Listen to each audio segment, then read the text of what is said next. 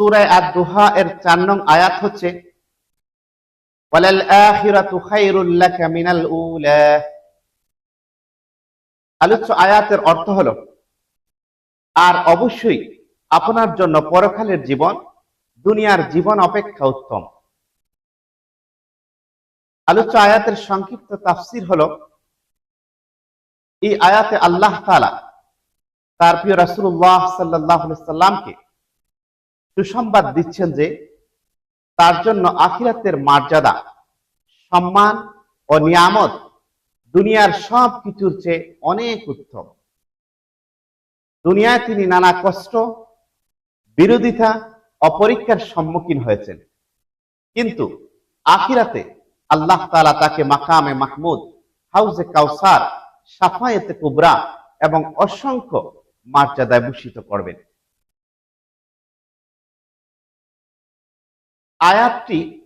এই আয়াতটি মুমিনদেরকেও শিক্ষা দেয় যে প্রকৃত সফলতা দুনিয়ার সাময়িক বুক বিলাসে নয়, বরং আখিরাতের স্থায়ী কল্যাণে। তাই একজন মুমিনের লক্ষ্য হওয়া উচিত আখিরাতের সফলতা অর্জন করা। একজন মুমিনের লক্ষ্য হওয়া উচিত হচ্ছে আখিরাতের সফলতা অর্জন করা। আলোচ্য আয়াত আলোকে সূরা দুহা এর 4 নং আয়াত আলোকে আল্লাহ রাব্বুল আলামিন পবিত্র কোরআনের অন্য এক আয়াতের মধ্যে ইরশাদ করেছেন, ওয়াল আখিরাতু খায়রু ওয়া আবকা।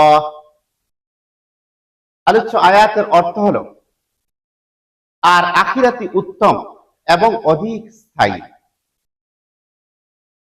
এই মর্মে প্রিয় নবী হযরত মুহাম্মদ রাসূলুল্লাহ সাল্লাল্লাহু আলাইহি ওয়াসাল্লাম এক হাদিসে ইরশাদ করেছেন, নবী আরবি সাল্লাল্লাহু আলাইহি ওয়াসাল্লাম বলেন, মাউদিউ সাউতিন ফিল জান্নাতি খায়রুম মিনাদ দুনিয়া ওয়া মা ফিহা।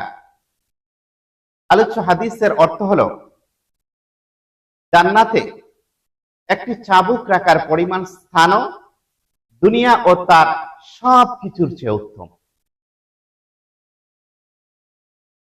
আলোচ্য আয়াতের অনেকগুলি শিক্ষা ও করণীয় রয়েছে, অর্থাৎ সূরা দুহা এর 4 নং আয়াতের অনেকগুলি শিক্ষা এবং করণীয় রয়েছে।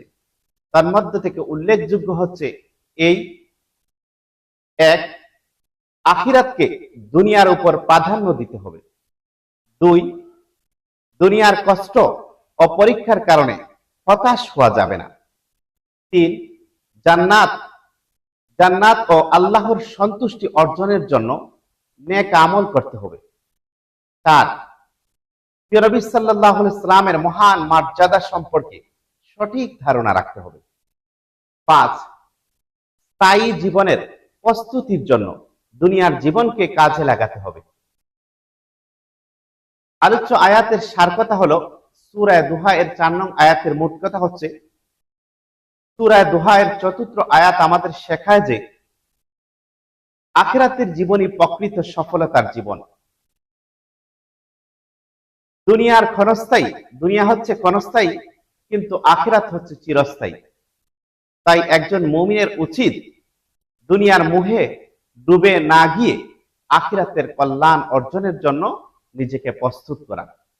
আল্লাহ রাব্বুল আলামিন যেন আমাদের প্রত্যেক মুমিন মুসলমানকে সূরা দুহা এর 4 নং আয়াতের যথার্থ মর্মার্থ অনুধাবন করে আমলের তৌফিক দান করেন। আমিন সুম্মা আমিন।